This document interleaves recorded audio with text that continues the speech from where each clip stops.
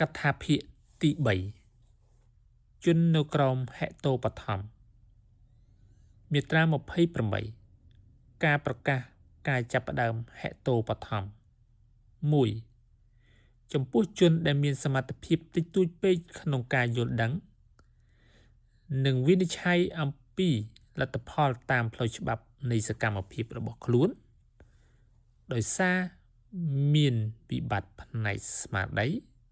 តុលាការអាចប្រកាសការចាប់ផ្ដើមហេតុបឋមលើជននោះបានតាមពាក្យសុំរបស់សមីខ្លួនសហព័ន្ធញាតិដែលស្ថិតនៅក្នុង4ថ្នាក់អ្នកអាណាព្យាបាលអ្នកត្រួតពិនិត្យអ្នកអាណាព្យាបាលមេឃុំឬចៅសង្កាត់នៃលំនៅឋានរបស់ជននោះឬតំណាងអัยការ2ក្នុងករណីដែលធ្វើការប្រកាសដែលបានកំណត់នៅក្នុងកថាខណ្ឌទី1ខាងលើនេះបើសមីខ្លួនជាជន